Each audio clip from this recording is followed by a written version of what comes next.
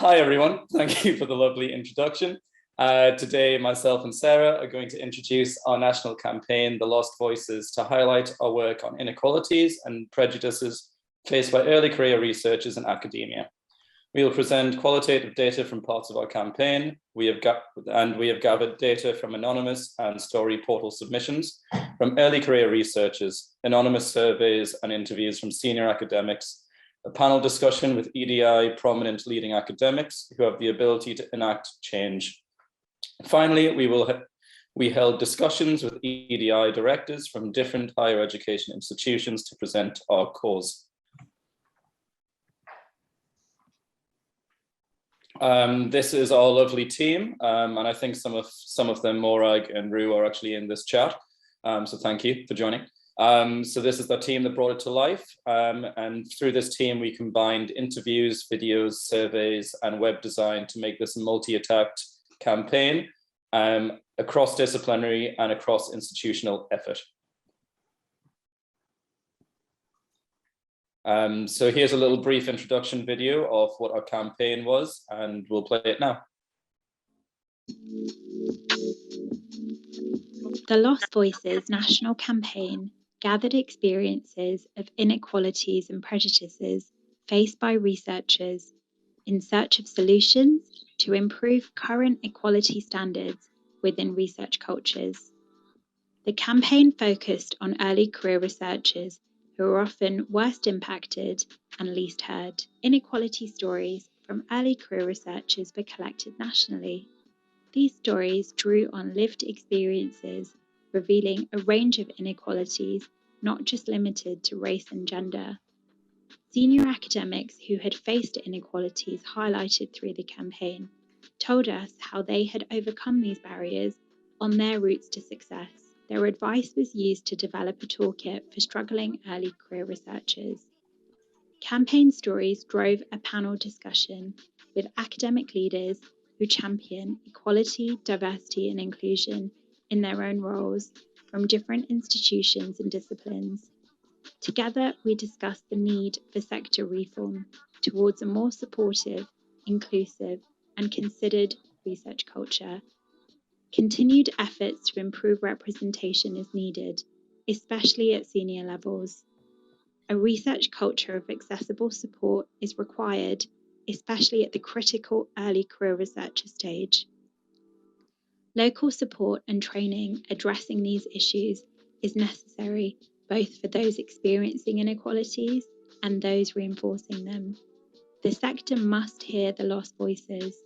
To improve equality for all, a unified approach acknowledging a more comprehensive range of inequalities and their intersections is essential.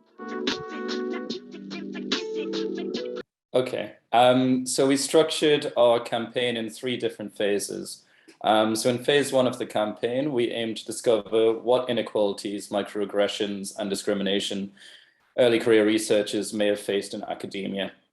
Our initial survey discovered that early career researchers from inequality backgrounds have received harassment from both peers and seniors within academia. Additionally, 2 big areas that came to light were the support for those with caring responsibilities, so new mothers and fathers, and the lack of paid lab internships from those from working class backgrounds. Furthermore, the complete lack of diverse role models leads to an all boys mentality, which is still prevalent in academia today, unfortunately, and this leads to stifling groups from inequality backgrounds trying to climb the academic ladder. Overall, it was clear that early career researchers who face an inequality or an intersection of many lack support from the departments, leading to many feeling isolated and unsupported. So in phase 2 of the campaign, we interviewed senior academics from different backgrounds, and different disciplines. And they were all from different inequality backgrounds who have broken the academic glass ceilings to achieve senior positions. Each of them had been undermined, harassed, and bullied when trying to achieve a permanent position in academia.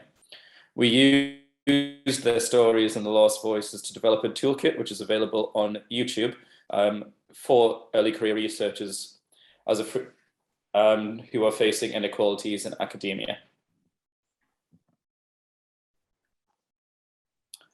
All academics that we interviewed understood from inequality backgrounds are at a disadvantage, and they understood this. Notably, all mentioned the importance of mentors and the creation of networks. Additionally, finding senior academics who understand your difficulties can help to nurture your passions, to give early career researchers opportunities that are not really available to them.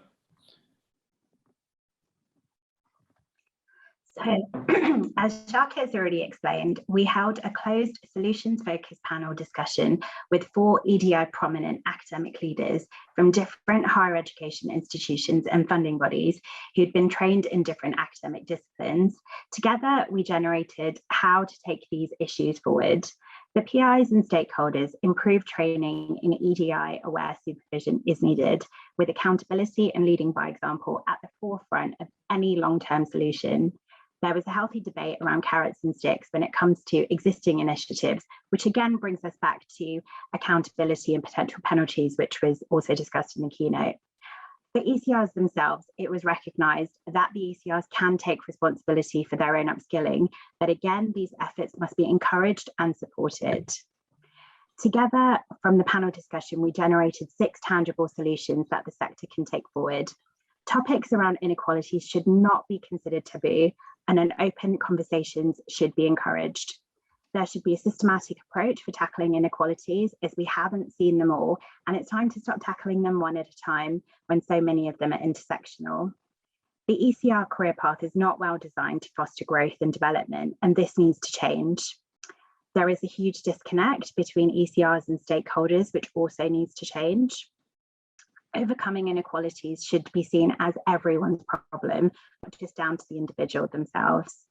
And finally, incentives for those facing an inequality are needed to improve representation at all levels of the academic career path. So we prepared a presentation of our findings to 7 people who lead on or help to drive EDI efforts across 5 London HEIs, UCL, LSE, Imperial, Queen Mary, and KCL. We then facilitated discussion between ourselves as the London postdocs and these EDI leaders about these issues and how this resonated with their institutional experience. EDI leaders spoke about how research culture reform was going at their individual institutions, acknowledging that inequalities are amplified by the current situation. So that includes precarity of contracts, ECR funding models, ethics of attribution when it comes to things like authorship, and the need for stronger mentoring culture, and the barriers to gaining teaching experience and having guarded time for research. The more holistic and intersectional approaches are needed, in addition to the charter work to improve the situation for ECRs. Although these issues affect the entire research community, because ECRs are the most junior, they're the most afraid to speak out in fear of career progression and often the worst impacted. EDI leaders are passionate about what they do and the cultures that they seek to reform, but this is not trickling down uniformly. Leaders are aware of the fear, so things like career repercussions, that ECRs have in reporting the inequalities they face, and some have implemented confidential report and support systems. UKHE needs to push back harder against the enablers of inequalities punitively, regardless of how senior or successful they are.